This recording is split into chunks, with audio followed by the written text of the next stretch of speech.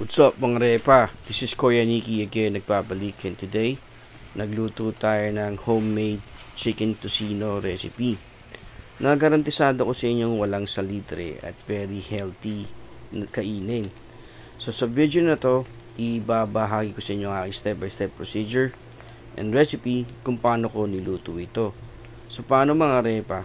Tara, samahan nyo ako muli at atin ang ibabahagi ang pagluluto nito. Alright mga repa, simulan na natin ang pagluto ng ating homemade chicken tocino. So nag-start tayo dito sa pagmamarinate ng ating chicken.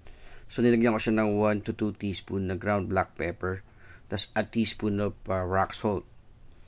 Pagkatapos siya natin din itong sasalinan ng ating pinitpit na bawang, mga 8 piraso ang ginamit ko dito. Pagkatapos siya mga 2 to 3 tablespoon o 3 kutsara ng soy sauce. Yun ang suma total. Pagtapos yan, lagyan din natin to ng oyster sauce, mga 1-2 kutsara.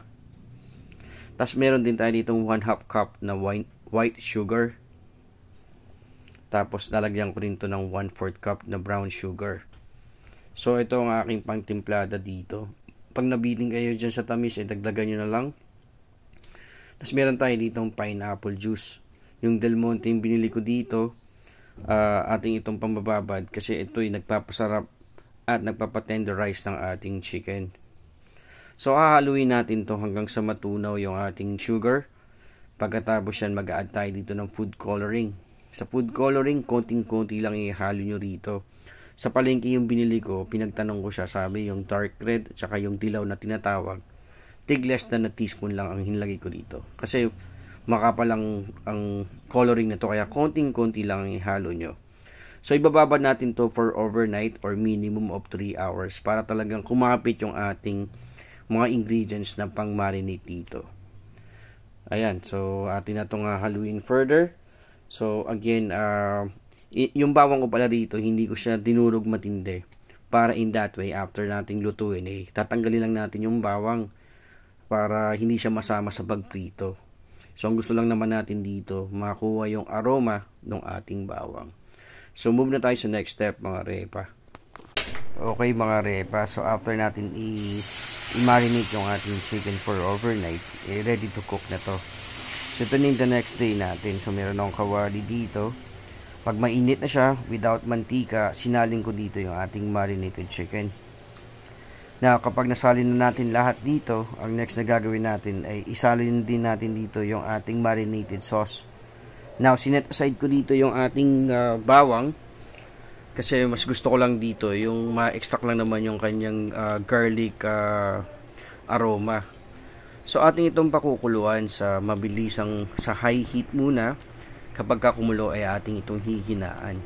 In that way, we will make sure na talagang malambot at luto yung ating chicken. Compare sa bigla mo siyang i-directly ipa-fry, baka masunog lang yun, hindi pa talaga maluto. Especially meron tong sugar, so magka-caramelize yun. So from time to time, try to double check. Check mo ng if pork tender na. So probably in 15 minutes of pakuluan, okay na yan. But aantayin mo siya ma-dry out yung kanyang mixture o yung kanyang parang tubig.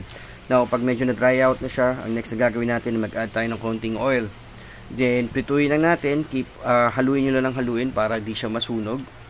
So, para sa akin, mga medyo mahinang apoy lang ang pagluto nito.